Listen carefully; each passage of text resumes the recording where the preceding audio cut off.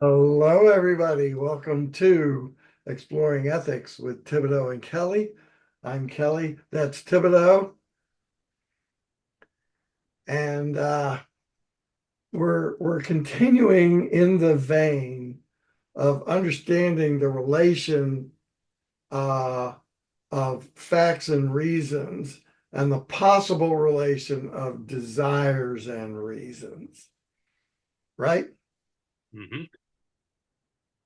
So we claim uh, pretty adamantly that facts give us reasons. And you don't mind if I just rehearse my standard example Go ahead. that my wife suffers an allergy to the oils in orange peels. So that's a fact. It has nothing to do with anybody's desires, attitudes, wants, wishes, or preferences. It's just a biological fact that she has that sensitivity to the oils in orange peels. That fact gives me a reason not to peel oranges around, to refrain from peeling oranges in the presence of my wife.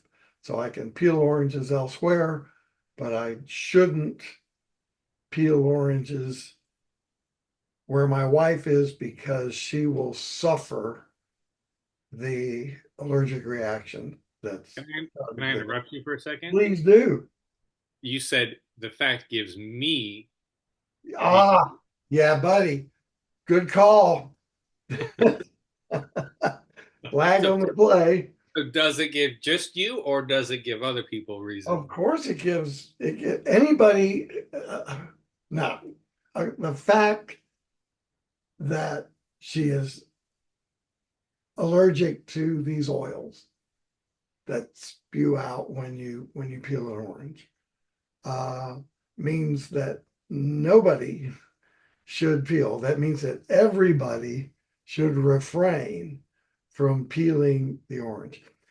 I corrected myself there because as I understand reasons count in favor of actions and attitudes and beliefs and so forth. Sorry, my son just walked in. I know, tell him to get out He's already out. of there. Okay. He's an athlete. He moves quickly.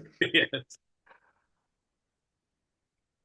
So I corrected myself when I said I have reason not to, Mm. because reasons count in favor. Does it make a difference that we say reasons count in favor and not reasons count against? Yeah, that's a good question. My suspicion, and I haven't thought about this, is that it doesn't. Uh-huh. I mean, I wonder if we could say reasons count in favor of not. Like, That would be my preference. yeah, I mean, that seems simpler and more consistent to say reasons count in favor. yeah. So everybody should refrain from peeling oranges in the presence of my wife. So that seems to me a pretty good example of how facts give us reasons, and what we should do is what we have reasons to do. Yeah, one I would, it's interesting about what should means. Yeah, yeah, yeah. Should is it's tempting to hear should as an all things considered judgment, whereas I have reason to, as we've talked before, is a pro tanto There judgment. may be, that's pro tanto. That means only goes so far. So if there were a stronger reason, you know, uh, although this seems like a pretty simple case, it's hard to imagine. I can't uh, assert that no reason would ever come along for me to peel an orange in my wife's presence. Uh, But you're right; it's hard to imagine something realistically that would be a yeah, stronger reason. but theoretically, some reason could be stronger than the reason of sparing her the allergic reaction. Yeah, and it's not hard to think of a theoretical reason. maybe someone's going to die if they don't get the Yeah, orange, yeah, yeah. but Something they are silly something examples. to do with concealing people in our attic. Yeah. So I would say should to my ear a should statement sounds like an all things considered judgment. So I would my inclination is to say what we should do is what we have most reason to do, all things considered. Yes, Yeah. yes. So should we consider our desires? It's possible, isn't it, that a desire can give us a reason? Yeah, so this is complicated, and we need to be careful about how we think about this. So if I speak broadly, and we spoke about pizza the last time, Mhm. uh, if I'm not hungry, I have no reason to order pizza. Some people might make that claim. Mhm. So, a lot hangs on the correction that you made of my wording a few minutes ago that it's not that my wife's allergy gives me reason to act in a certain way, but the allergy gives reasons to act in a certain way. Mhm. Yep, yep. So, what about this hunger would give anybody, reason to acquire food? Um, yeah.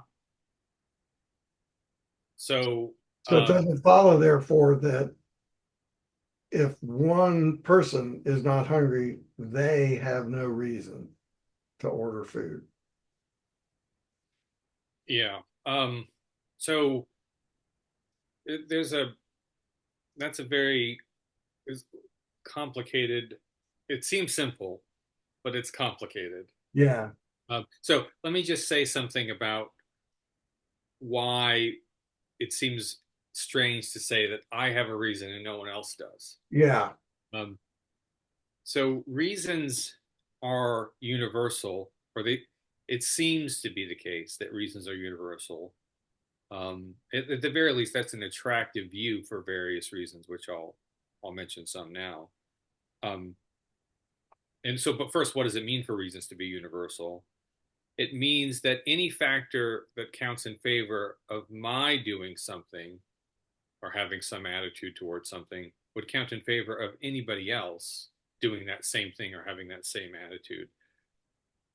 It doesn't take reasons don't take consideration of my identity of who I am. And so why think that reasons are like so when I say reasons are universal, that's what I mean. They don't take consideration of a person's identity, who they are. If a factor counts in favor of doing something, it counts in favor of everybody's doing that thing, at least in the same circumstances. So why should we think that they are? Why is that an attractive position? Well, because it helps account for one of the things that reasons do, which is justify our actions. Um, so if I use this example in class today, if someone uh, is walking next to you and all of a sudden they smack you like on your cheek or something, and you say why, and they say, "Well, I just felt like it." That's just not looked going to. like you had a slappable face. Yeah, I just didn't like the look on it. I wanted to smack that look off your face. That's not going to endear you to the person, and it's definitely you're not going to feel well disposed towards that person because what they did is unjustified. You would probably think. On the See, other, in Georgia, the justification will be obvious. there's a See, mosquito. you live in a desert, right? I live in a swamp. Unfortunately, the desert I live in is being infested with mosquitoes. Jeez. So, yeah, not I, as many, not as many as Atlanta, but yeah, yeah. there are too many. Okay. Big number of mosquitoes, too many. Yeah. So if somebody just says they smacked you because they felt like smacking you. You're Yeah. going to say that sounds unjust to me. That's not justified. Yes. But if someone says I smacked you because there was a mosquito there and I was trying to kill it or get it off your cheek at least, Keep you from getting West Nile. yeah, exactly. Then you're going to feel that it's justified, I Yeah, think, right? yeah, So reasons, so one way to say that is the fact that you didn't like the look on my face is not a reason to hit me. yeah. But the fact that you're trying to save me from West Nile is a reason to hit my cheek, right? So it does, so the latter does justify. And so that's what reasons do. They justify. But it seems like in order for them to do that, they have to be universal. So the idea is why, at least part of why it's justified to hit the mosquito off the cheek is because anybody else who did it would be equally justified. It would count in favor of anybody's doing it. Yeah, yeah. It's not just some quirk about you and your feelings. Uh-huh. And It's I like that you referred to the assailant's feelings as factual, yeah, right?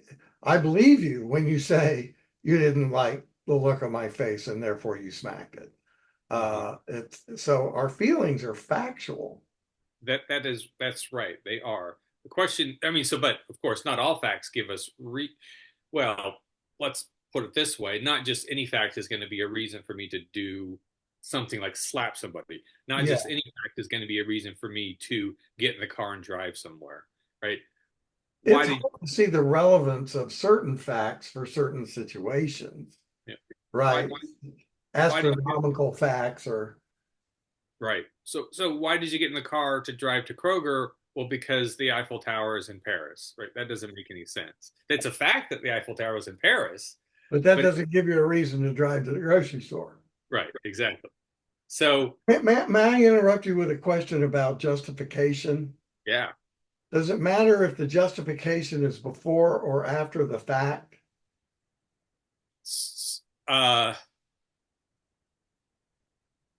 so the statement of the justification is presumably going to be after the fact. It could be Uh-uh. before, I suppose, but the justification is going to be present. If there's a justification, it's going to be present before the fact. Now, there's another question. So there's the justification, there's the statement of justification, but there's also the recognition of justification, right? Uh-huh. And so sometimes we can do something and not realize that we're justified in doing it, and so we don't do it for the reasons that would justify it. And then looking back at it, we say, "Oh, wait a minute, we're justified in doing that." But And then only accidentally. what's that? But only accidentally. We that wasn't our motive. That's not why we did it in the sense of motive. Yeah. And so then it's an interesting question: are we justified?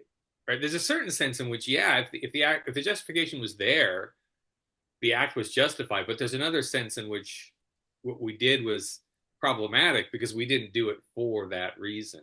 Yeah. I mean, that's interesting topic, but I think it's a little bit. So then what we need to probe is how feelings like desire can and can't give reasons. That's right. And Um, I mean, is the I'm going to general question, how do we determine whether a fact gives reasons? no. Well, I mean, that is an interesting question. I'm not sure that there's a general answer.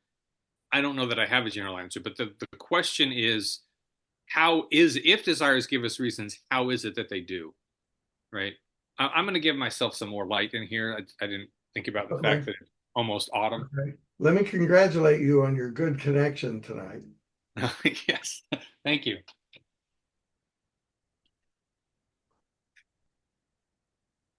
I don't know if that's better, but it probably is. Yeah, that's better. Oh, we're back. You're supposed to sing a song. You know, you can do I that. was whistling Jeepers Creepers. Where did you get those peepers?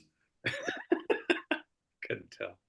Um, um, so the question is, if desires give us facts, exactly how do they do so? So when we say facts give us reasons, one of the important things is to understand that that is supposed to be an explicit rejection of a different view, right? That desires give us reasons, or attitudes or feelings give us Hmm. reasons. Hmm.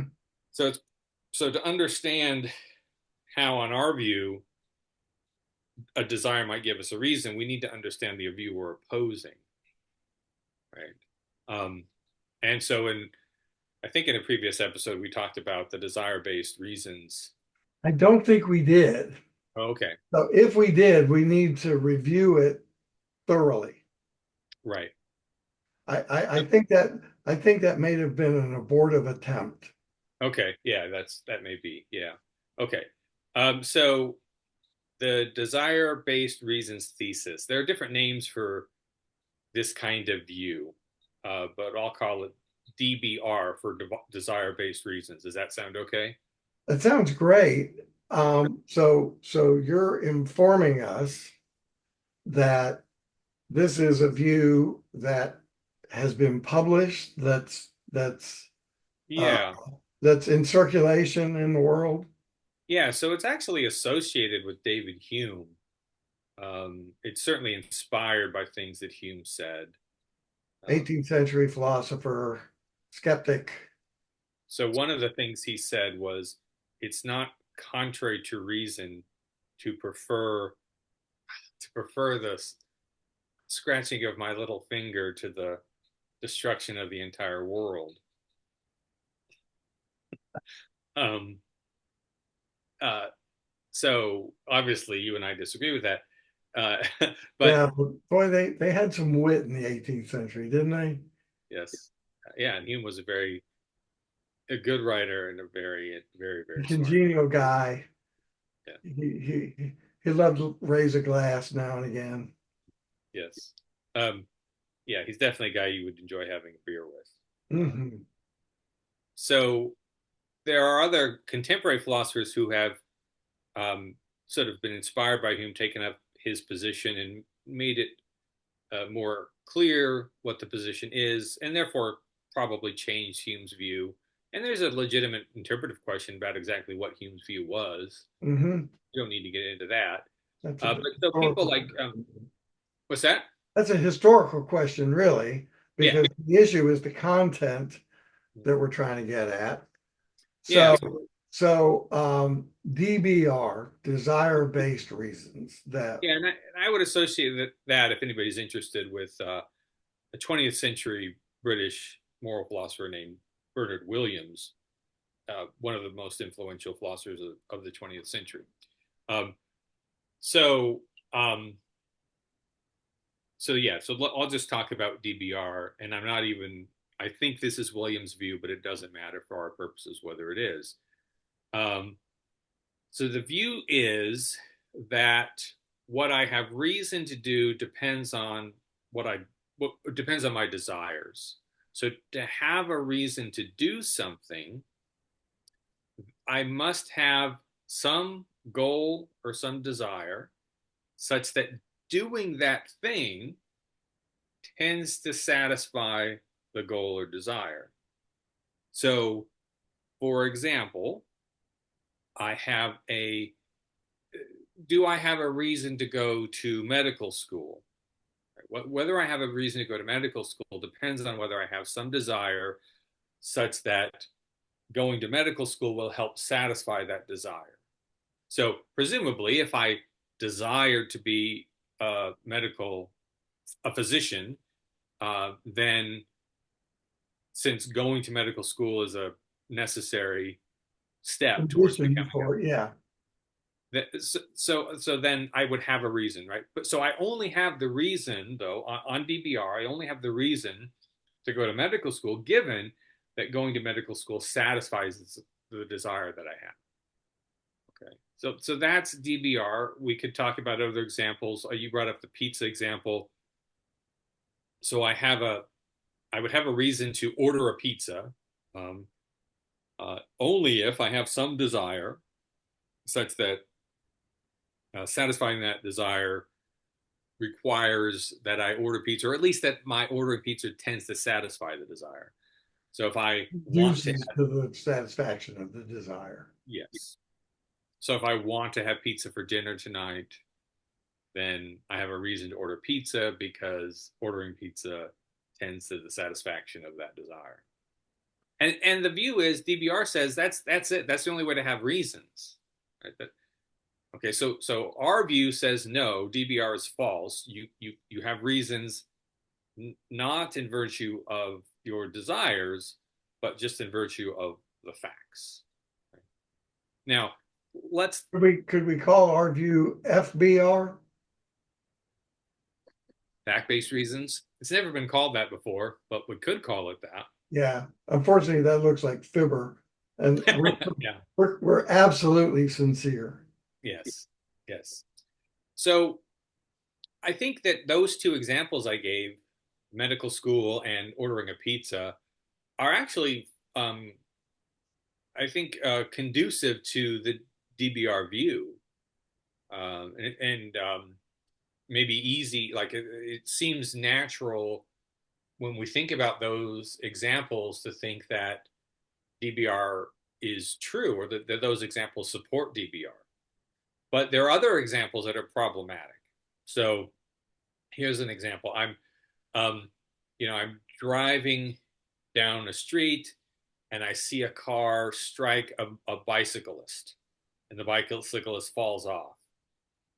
Do I have reason to pull over and help render aid to the bicyclist, whatever that may be? Call 911, move them out of traffic, at least alert other drivers to their presence, things like that. Do I have any reason to do that? DBR says only if I have some desire such that my doing that, my rendering aid, will help satisfy that desire, right? And that seems problematic. So if I don't have any desire, like I think I consult my list of desires and I don't have any desire. That's not on the list, so Yeah, so I don't have any reason to do it, right? Or, if you're being called to testify in a criminal trial, you only have reason to tell the truth if you have some desire that such that telling the truth tends to the satisfaction of that desire. And so you think about it like, I don't really have any desire that will tend to be satisfied by my telling the truth. So then I don't have a reason to tell the truth. that one, that example seems particularly telling, right? Because if we've done something wrong and we're confronted about it, held to account about it, my telling the truth isn't going to satisfy any desire. My stronger desire is probably to get away with it. Yeah. So Now, that seems a particular weakness of the desire-based reasons. yeah. Now, someone might say, but you have a desire to not be convicted of perjury, right? So, um, the Well, mhm. so maybe that gives you a reason to tell the truth. Well, I thought I could get away with my first wrongdoing. I bet I can talk the jury into believing my perjured testimony. Right. And actually, perjury is a fairly difficult crime to prove. Uh-huh. So, but you can think about other examples. You know, the injury case is pretty good. Well, what about someone who has a homicidal desire, you know, and they've really thought about it. I thought, I just really want to kill Bob. I want him dead, and I want to be the one to do it. So does that mean I have a reason to? Hard to gainsay that one if you know Bob. Yeah. So does that mean I have a reason to go, get a gun and put a bullet in his head? Well, it looks like on DBR I do, right? Because putting a bullet in Bob's head is gonna tend to the satisfaction of my desire to kill him. You once shared an example to me that I think is nicely complicated and relevant. So you know, I've you're facing this now. You've got uh, uh, one of your children has just graduated from high school, and one thing that always runs through recent high school graduates' mind is the gap year. Uh, many recent high school graduates seem to believe that they've got to have a year-long vacation before they do anything in life. Um, and so, and sometimes some of the desires that come into that recent high school graduate's mind is, are not the sort of thing that a parent is going to approve of easily. Like they want to go off on the Carney circuit in North Dakota, or they want to, they've been watching Death Catch or whatever it's called about the dangers of fishing in off of Alaska, or they want to go work on a offshore oil rig because that's the most dangerous job and they love a challenge. So um, you as a parent are going to probably discourage that, right? Any Uh, of yeah, I would. Yeah. However, it could well be that your old high school roommate your old college roommate just happens to have an offshore oil rig and they just happen to have an opening and he just cold calls you and says, "Hey, do you know where I could find somebody to come work on my offshore oil rig?" What are you going to say? Um, well, suppose they say, "Does your son want to work?" Hey, congratulations on your son's recent graduation. Yeah. How would he like a job on the oil rig Mhm. during his gap year? Right. Um, so yeah, so this is, and I brought this up as an example of a situation where, on our view, the fact that someone has a desire does give us a reason.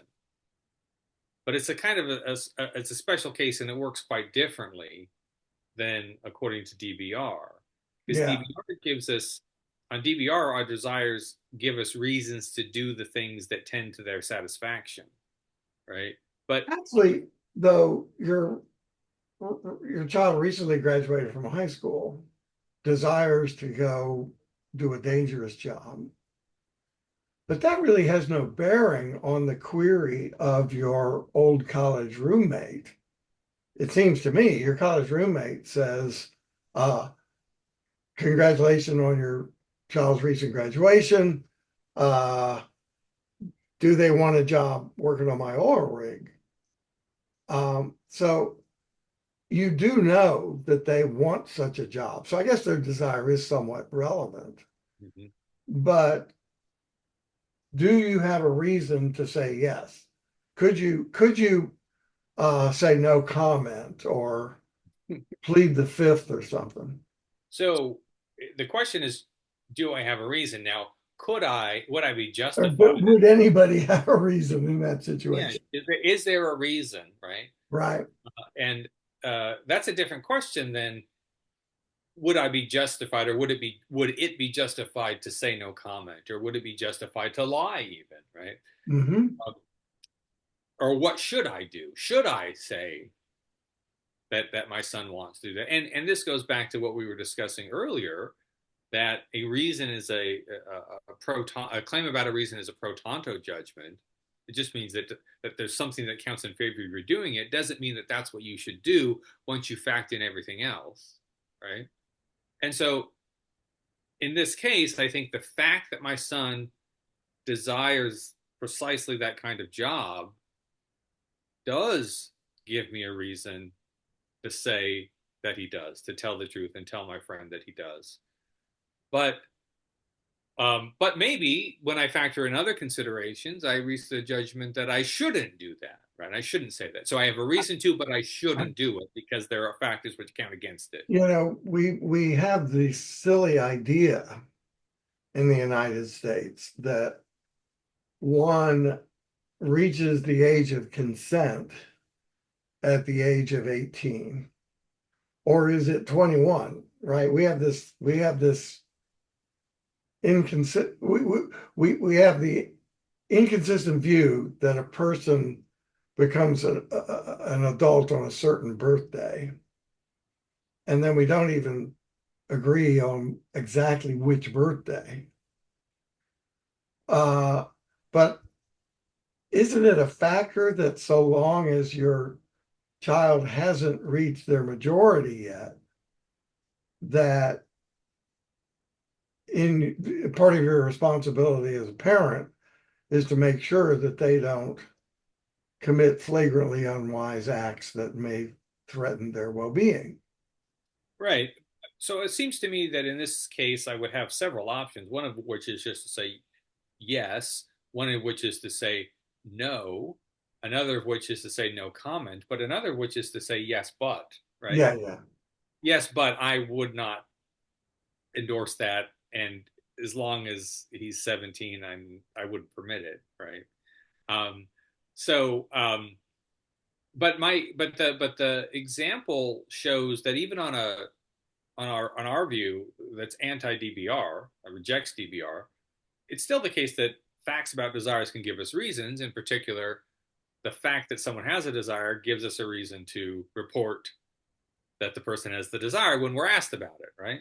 Yeah, if we know that it's the case. But that's very different than what DBR says. DBR says we have a reason to a reason to do the things that will satisfy the desires, but Right. it's our own desires, not my son's desire, right? Um, I have a reason to satisfy to do the things that will satisfy my desires. You have a reason to Says, satisfy. says DBR. Says DBR. Says DBR. So that's what we're rejecting, and there's no inconsistency in saying, well, when my son does have the desire, I know this, and I am asked about whether he does. That I have a reason to report that he does. We can reject DBR and still assert that.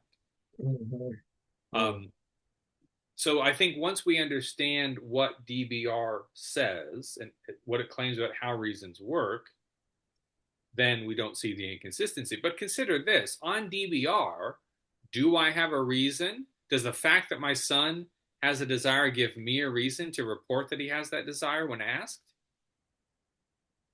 The answer is only if so reporting satisfies one of my desires, right? And indeed, explicitly, you desire that your semi-adult child, explicitly, your desire is that they don't do what they've expressed a desire to do. Precisely. And so DBR would say that the fact that my son has that desire, that can't by itself give me a reason. It only gives me a reason to tell the truth about his desire to report his presence, if Yeah. so doing satisfies some one of mine or tends to the satisfaction of some one of my desires. I think the most important thing we've discovered tonight in our exploration of ethics is that the natural habit, or at least my habit, of saying this fact gives me a desire, I mean, this fact gives me a reason, is faulty. That facts give reasons that stand in favor of actions, and it doesn't matter who does or doesn't do the action. Isn't that right? Yes, I think that's right. Yeah. Well, okay. Let me, if we have time, I'm not sure what our time situation You is. know, I don't know what our time situation is either. Uh, Uh, but let's give ourselves 7 minutes. Okay. Well, so I just wanted to say a little bit more, I think, and bring up an example that maybe we haven't discussed in the past of a reason to reject DBR. Great. Because I do think that, especially the pizza example and the medical school example, when people think about that, I think that those examples make them think maybe DBR is onto something, you know. And I gave some other possibilities that maybe cause you to second guess that, or at least consider it more carefully. But here's an example that plays an important role in Parfit's book on what matters. Um, So he says, suppose someone has a desire to experience severe suffering, experience agony. Right? And you might say, well, no one would ever want that. Well, it doesn't really matter whether someone wants it or not, because on DBR, we don't we don't have a way of judging desires and say that's a bad desire. What would make it bad? Notice when I explained DBR, there was no point did I say as long as your desire is good or as long as it's something a desire that people tend to have or anything like that. No, it's just the desire. So we can at least imagine a case where a person wants to experience agony, and just as a matter of fact, it is manifestly true that there are people who want to suffer, right? And not because they're masochists or anything like that. Maybe they want to suffer because they feel that they're bad, right? They believe wrongly Well, that they're bad. it may be that they feel so anesthetized by contemporary culture, the tranquilizing effect, the sedative effect Mhm. of popular culture uh, has made them feel numb to the world. And so they want to feel pain just so that they can feel something. Mhm. That's right. And so, if someone has a desire to experience agony, there are lots of ways to. There are a lot of actions you can take that will tend to that satisfaction of that desire. So, for example, you could stick a fork in your eye, Mhm. and then twist and yank it out. Mhm. And so, if DBR is true, it And looks then we like can go up from there, but we'll we'll. we'll just let that example stand for the multitude. Yes. Um, yeah, this is. Yeah, we're not going to give in to torture porn here. Um, so the on DBR, it looks like such a person would have a reason to jab a fork into their eye. And that to me that sounds odd. So Parfit brings up that example he calls it the agony argument, right? If DBR is true, then someone who wants to experience agony has a reason to do something like stick a fork in their eye, or something else that will induce agony. Causing great pain. Yeah. Yeah. And that just seems bizarre to say that somebody could have a reason to experience tremendous agony. On our view, which is Parfit's view, uh, we always have a reason to avoid suffering. We always have a reason to avoid suffering because of the nature of suffering, because of what it is. It has a particular character, and that character always gives us reasons to want that it not occur. So, um, and again, that's a pro tanto reason. It's very important. Exactly. Theoretically, you could come up with that reason. You, you could imagine a case where you have a reason to want to feel pain. Perhaps, maybe if you're exercising and the pain is the way you tell that you're making improvements, then maybe you have a reason No to want pain, to no feel gain. right. But that's consistent with saying you also have a reason to not want to feel pain. Yeah. Yeah. Yeah. So we always have a reason to not want to feel pain, and that's provided by the nature of pain, not by our desires. And so, and if someone wants to just feel agony just for the sake of it, then they're making a mistake. You know, we shouldn't say that they somehow have a reason to want to feel agony. Jason, don't be so judgmental. Yeah, people have accused me of that, and other people who hold this view of being judgmental. But I don't see the concern here because you even on the DBR thesis you might be judgmental because suppose someone has a desire to go to medical school or to be a physician, and you're saying now that they have a reason to go to medical school and then they don't. Aren't you being judgmental when you tell them they have a reason to?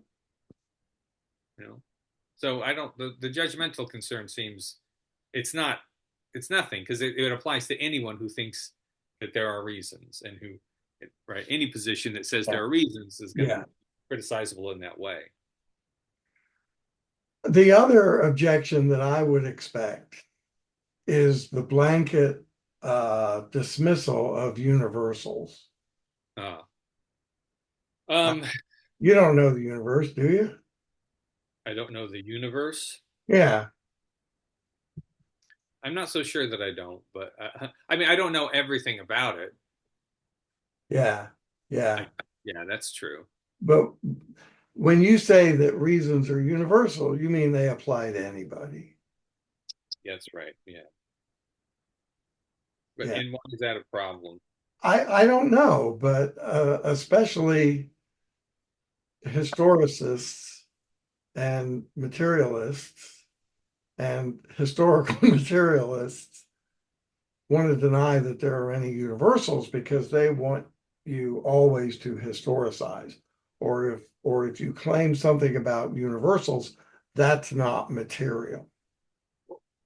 Okay, so yeah, there's a concern here about universals. I suspect that there may be a semantic distinction between what I mean by reasons being universal and universals in a metaphysical sense. Right, Um, right. You're not speaking about universals in a metaphysical sense. You're saying universal among persons they apply universally, to, all rational beings. yeah, yeah, yeah, yeah, yeah. um, so yeah, so I don't. I mean, I'm not too. I mean, that's an interesting question, uh, but let me suggest something else that might be going on. One reason you might be skeptical that reasons are universal in the way that I'm intending them, that they universally apply, uh, is you might say, well, it depends on the context, right? Right. Whether and there's a sense in which that's fine, and there's no contradiction with what I'm saying here. One thing to remember is that reasons are pro tanto and always pro tanto, and in different contexts, there may be other reasons present which are more powerful than the pro tanto reason. Yeah, I'm very skeptical of claims about context. And I know that locutions, words are meaningful only in their context. The problem is you can't define context, Mhm. right? Where does context begin and end? So um, I'm I, not too worried about that. so yeah, but there is a point here. I think, even though you're absolutely right that where do we draw the boundaries of the context? You can say, and so in some scenario, um, you have a reason to, you see an accident, you have a reason to pull over and stop and render aid. But what if you've got someone who is bleeding out in your back seat and you're headed to the emergency room? Then you shouldn't pull over, right? And of course, all that's true, but it doesn't change the fact that even though you shouldn't pull over, you have a reason to, right? Yes. The fact that there's an accident is a reason to pull over. You have another reason to not pull over. Doesn't mean that the reason to pull over isn't present. It's just that the reason to not pull over is stronger, right? And so what you should do, all things considered, is not pull over and get your victim to the hospital and hope that someone else deals with this new victim. Yes. It's a bad day. It's a bad day. Well, pretty good, Jason. Yeah, Let's do it again soon, shall we? sounds like a plan. Okay. Thank you out there in Cyberland. Yep, Uh, I think our followers now number in the ones. I think that's true. That's pretty But great. I we're gonna feel keep good about that. yeah, we're gonna keep plugging away. Yeah, buddy. All right. Bye, folks.